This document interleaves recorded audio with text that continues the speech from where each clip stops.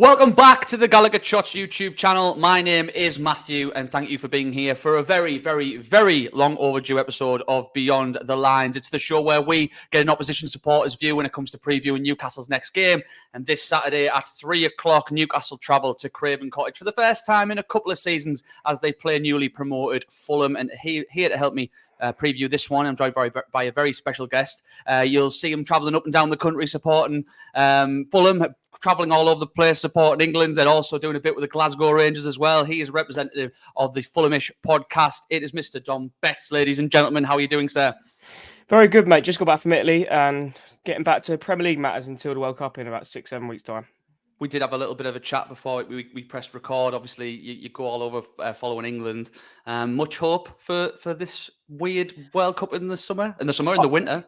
I shouldn't, but with Southgate's record, I've lost 2 tournaments. It will probably somehow pull something out of the bag and it'll get him through. But I mean, no, I haven't got big hopes like I did for the last Euros. But I mean, I think the main thing is just get us out of the group to start off with, and then we can start thinking from there. But that's all I'm thinking of at the moment.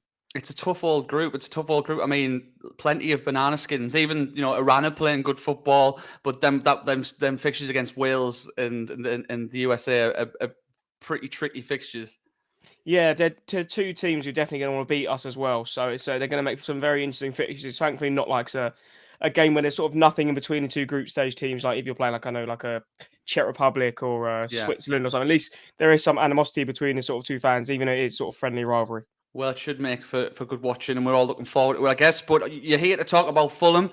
Fulham, made a very good start, or a very solid start of the season, sitting 6th in a quite embryonic Premier League table. 3 wins, 2 draws, 2 losses. How are you enjoying it being back in the Premier League so far? Well, yeah, for once, we've actually started the season well. I mean, when we've come up the previous sort of 2 times, we had a terrible start to the season and we were playing catch up for the rest of it. That was been a big issue. This has at least given us a basis to sort of go on from the season. We're not saying we're going to finish in the top half of the table, but it's just giving you that sort of platform to go on from there, because usually we'll have like 3 points after about 6 games. And we're in the bottom 3, and it's just that's where we're going to be for the rest of the season. But I said it's actually the best start we've had to a Premier League season.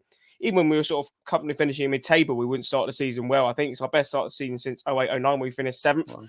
I can't see that happening this season, but it's good to have that start. Good to see Mitrovic firing. Good to see the new signings such as João Palhinha, Andreas Pereira getting off to a good start as well. And I think it's a lot of it's down to the manager, Marco Silva, but also getting some of these transfers in early. Well, we'll certainly come on to a certain Serbian later on. But I mean, you've sort of been tarnished as one of the yo-yo teams in the last 5-6 seasons. And you've sort of answered my question there, but does the start of this season feel different? Does it feel like, not just because you've got that foundation, but is it because of Marco Silva and the players he's brought in that you feel you're quite confident in comfortably staying up this season? Yeah, I think so. I think it's the most confident Fulham fans have been of staying up in recent times. Obviously, we had the 13-year stint in the Premier League where a lot of the Fulham fans who were sort of in their 20s and early 30s were used to Fulham being in the Premier League.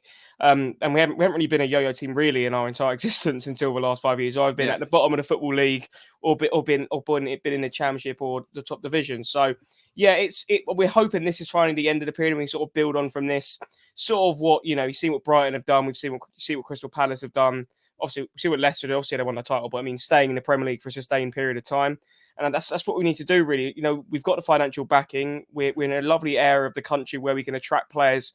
If we were, let's say, in the Midlands or something, I don't think we could necessarily attract some of the players that we could. But because of our location being in London and being an affluent area of London as well, we're able to attract decent players. I don't think Bournemouth could attract João Palhinha to the squad. Marco Silva obviously had a hand in that as well.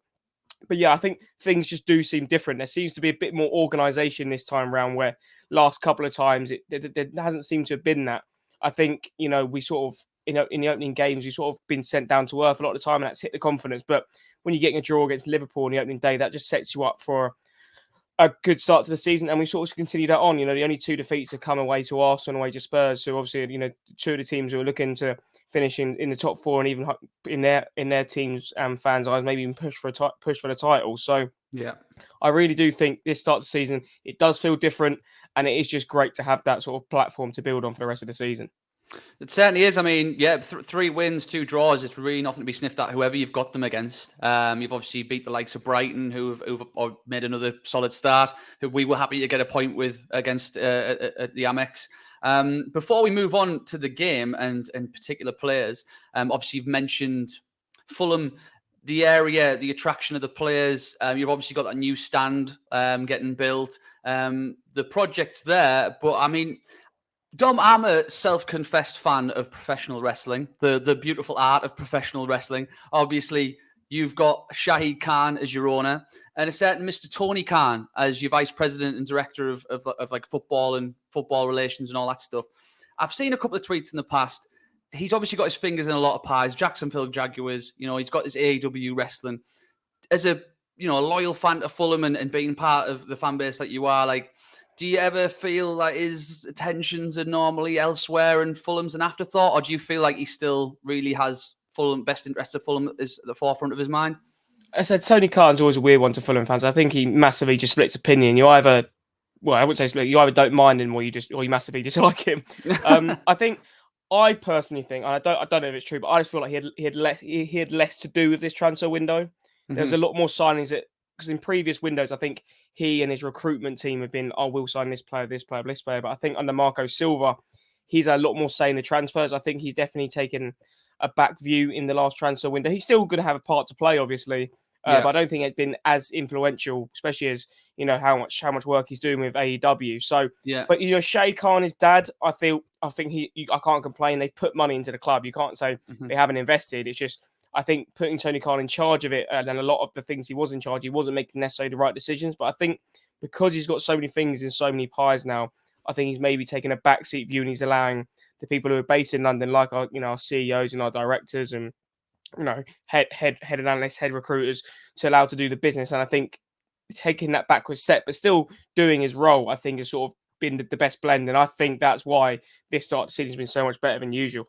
So perhaps the more busy he gets with the likes of AEW and the Jacksonville Jaguars, obviously they've always had that Jacksonville before they got Fulham, but maybe it's a blessing in disguise with the fact that he's let football people do the football things. Yeah, definitely. And also I think the start to the season has also taken a lot of pressure off him, because if it was a bad start to the season again, everyone will be talking about Tony Khan, you're useless, get out of the job, get someone in who knows football and things like that. So I think when Fulham are doing badly, a lot of the blame will just automatically go to Tony Khan, even though it's a lot of times it might not be to do with him. But yeah, he does split opinion in the fan base, but at the moment, because we're doing well, he isn't really getting too much stick off the Fulham fans. Yeah, I mean, I can imagine, he's quite not an easy target. That's probably an accessible target's probably what I would like to say. I mean, especially how outspoken he has been on Twitter previously. Exactly. And I think he's really I think he does a lot with social media posting in regard to the wrestling. He leaves it quite blank when it comes to football now, which I think is a good thing, because he'd come out and say things. It was like, mate, just shut up. Like, just you're not doing yourself any favors here. I think he'll have a comment on the website talking about the player we signed and things like that. But there'd be times where he'd be announcing a signing before the club have officially done it. And I think him just toning it down and probably focusing on AEW more has actually just helped the progress of the club this season. So moving on, Saturday's game, Alexander Mitrovic, we've got to talk about him. Obviously, former Newcastle, now Fulham, been there for a good long while now. Very much, would you say, a legend in the making at Fulham, or already, a legend? Yeah, he's definitely already. I mean, I think he's got 100. He's got 100 goals for the club. He just got his 50th goal for Serbia in the week. Like, Fulham fans know his ability, because we've seen it, and we knew the last season when them said, he only scored 3 or 4 goals, whatever it was. That's because Scott Parker wasn't really playing him. He wasn't fitting the system. And when he was top goal scorer under Scott Parker, the season we went up under him, I think he was scoring those goals not due down to Parker, but in spite of Parker. He could, just because of his quality. We saw under Marco Silva last season, him scoring 43 goals and breaking, the championship record and things like that. I think it's just about giving him the service. And if you build a team around his strengths, he's going to score goals like we've seen at the start of the season. Serbia do it. That's why he's got 50 international goals in, I think, like 76, 80 games. I did not know that at all. I did not know that. Absolutely mental. I think he scored like 5 for Serbia this international break, which is absolutely mental. The joke last night was, obviously he was playing Norway, so he was going to score more, him or Haaland tonight. But no, I think it's just great to see that all the Fulham fans pre-season saying all the pundits and the media people and other sort of opposition fans saying, "Oh, Mitrovic, is he just one of those players who's sort of in between the Championship and the Premier League?" We're like, no, he's definitely got the ability. We know he can do it. It's just about having the team that's built around him to do that. And we've seen it at the start of this season. We've seen him. He scored 2 against Liverpool, scored against Brentford. I think he scored pretty much nearly all our goals until that Nottingham Forest game. I think it's the first time we've scored a goal in a game, and he hasn't been someone on the score sheet, but he still had a big part to play in his hold-up play and getting the balls into the channel. So I think we finally built a team in the Premier League built to his strengths, and I think that's why he's had such a strong start to the season. Yeah, I mean, he's certainly one that as soon as he starts scoring goals again, you will constantly hear a certain parts of our fan base saying we should have kept him all those years ago. Now, for me, I'm very much of the opposite. I'm not saying I wouldn't take him now or anything, and I don't doubt his quality anymore at all. But I think he certainly was a bit hit and miss for us. And do you feel that maybe? I mean, when he had the first, we loaned him to you in the Championship, I believe, and then you got promoted and you bought him. Is that correct? Yeah, so I think it was January 2018. Then he came in. I think he scored like 12 goals in like 16, 17 games or something. And I think a big and then we signed him on a permanent in the summer. And a big part of that was our manager at the time was Slaviša Kanovic, a fellow ex-Partizan Belgrade, a former Yugoslavia Serbian man. I think that really helped him settle in, and he found really settled. Then under Ranieri and Park, I don't think he really felt settled. But then I think Marco Silva has really sort of put his arm around him. I think that's what Mitrovic needs. I think he just needs to feel loved wherever he is, and then perform to his best. But do you not think also that the seasons in the Championship, especially the one last season where you just tore the league to bits, have sort of culminated in the start of the season he's having now? I know he's always shown his quality in terms of his finishing, but his all-round play, I just feel like he looks different this season. He looks a different animal. I know you've watched him week in, week out, but my only argument to Newcastle fans saying we should have kept all of him was that he's had 2.5 seasons of the Championship interspersed with Premier League football with you guys. I know he's went through a few managers and you've said that he didn't exactly gel with them, but do you not think that Championship football's really sort of brought his quality to the forefront and helped him develop? Because he was still young when he came to you guys. Do you not think that it sort of hindsight's 2020 for Newcastle fans to say that, but you've had him now for 5.5 seasons? Yeah, I think for Newcastle, I don't think he would be at what he is now if you kept him the entire time. I think he would have had to, if you were to have him, you'd want him to probably go somewhere, then come back, kind of thing. If you were to have him, because I think if you look at sort of the way he's playing and his body shape, really, I think under Parker you could tell he wasn't that interested in staying fit and things like that. Whereas I think now you can see, I'm not saying he's lean, he's a very big bloke, but he's not sluggish. I think it's probably the best way to describe it. He does get around the pitch, and he is always, getting into the channels, holding the ball up and looking for players to play sort of a ball in so he can get into the box and stuff. So I think he's just adapted his game to the way Marco Silva wants to play, and that's clearly suiting the way he does. I mean, as you said, if you look at Serbia, he's always getting the service out wide. He's always getting players in behind him. So I think Mitrovic, as I said, I think he just needs a manager who knows his strengths, like really knows his strengths, knows how to build a team around him. And I think because the manager at the time would have been Rafa, I want to say. Yeah, when Rafa let him go. Yeah, and I don't think Rafa was the type of manager to really get the best out of him. But a bit like us with Ranieri and Parker. So I feel like, he needs to be, as we know the quality's there, but he needs to be in a situation where he feels happy and he feels comfortable, and that isn't going to work for certain teams and under certain managers. He actually doesn't have. I'm going to really sort of jinx this here. My first question was, is he going to score on Saturday? But his actual record against Newcastle since joining you guys, in terms of like results, hasn't been great. I don't think he's won against Newcastle yet. Is Saturday going to be the day? Well, I hope so. I mean, because if I remember results, there was the 0-0 in 18-19, I believe, at St James's Park. I think that was near Christmas time. I remember it being an absolute terrible game of football. Then on the last day, I think you beat us like 4-0. I think we were already down. And then I think the away game it was a draw. I think Callum Wilson scored when he equalised for you.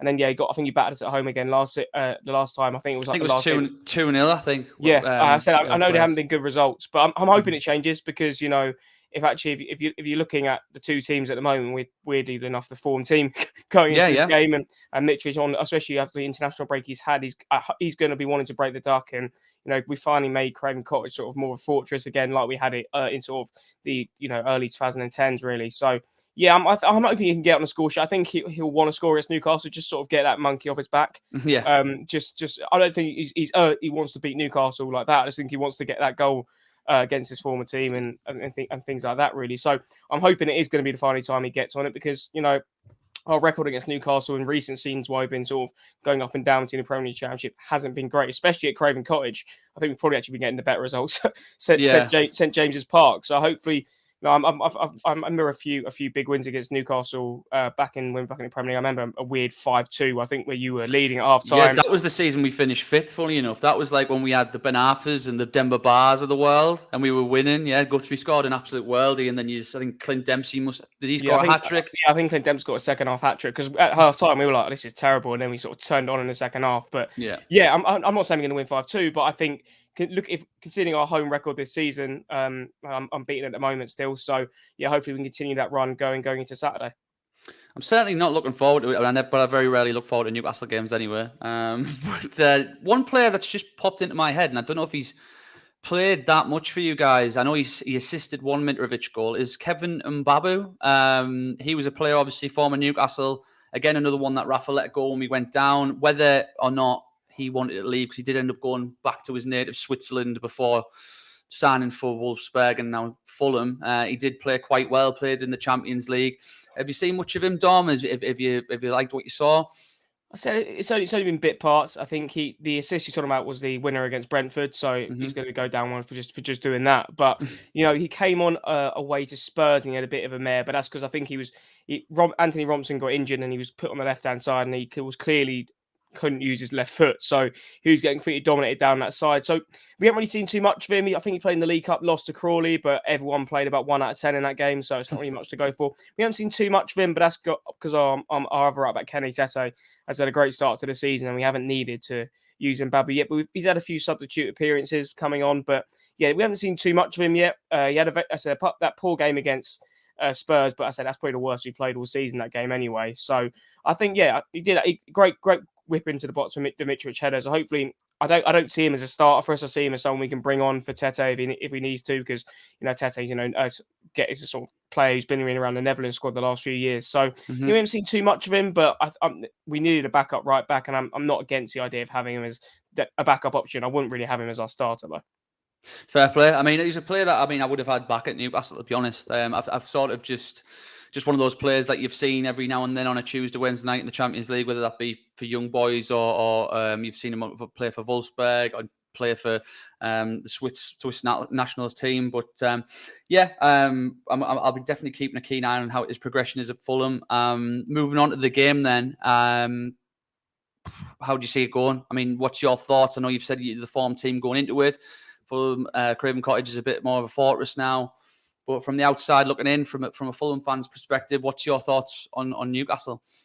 So I think if Newcastle are going to do well in this game, they need to do well early on, because that's what Fulham have been taking advantage of in the games at home. We might not have scored in the opening periods, but we've been hitting the oppositions, attacking them from the off, and getting into them, and that sort of worried them a bit. And I think a lot of teams haven't expected that. Liverpool definitely didn't expect that. Brentford didn't expect that.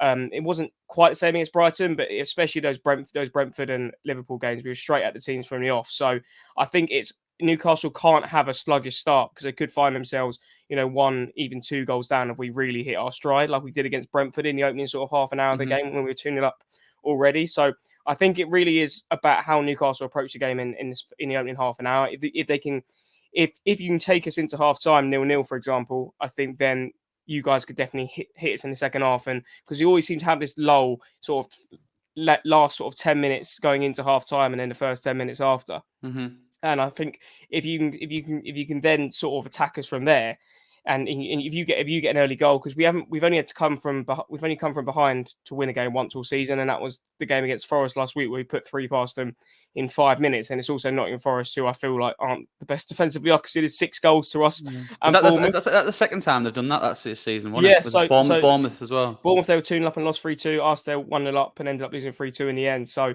yeah, I think it is about stopping us early, because that is what we've been doing. And I think if you can do that, and it gets into half time 0-0, and I think it is, the longer you guys keep it 0-0, the more likely I think you guys would probably go on to win the game, because we've always sort of tried to get an early goal in either half, and when we've been playing at home, and we have done that. But I think, yeah, it was interesting to see how you deal with Mitrovic. A positive for you guys is João Palhinha will not be playing because someone picked up his 5th yellow card of the season already, against Nottingham Forest.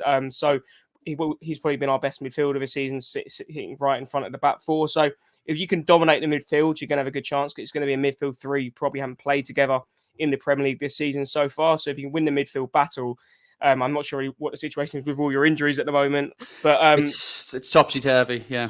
But I think, yeah, the midfield battle is probably going to be a deciding factor in this game, just because the injury to João Palhinha for us, he's been so key. He got his 2nd goal of the season against Forest, a good goal from outside the box, but he's been so pivotal in that position just in front of the back four. Be interesting just how we change things. Like we could move Harrison Reed back, and he hasn't played that position in the Premier League yet this season. And then we'd have maybe Andreas Pereira and Sam Kearney ahead of him.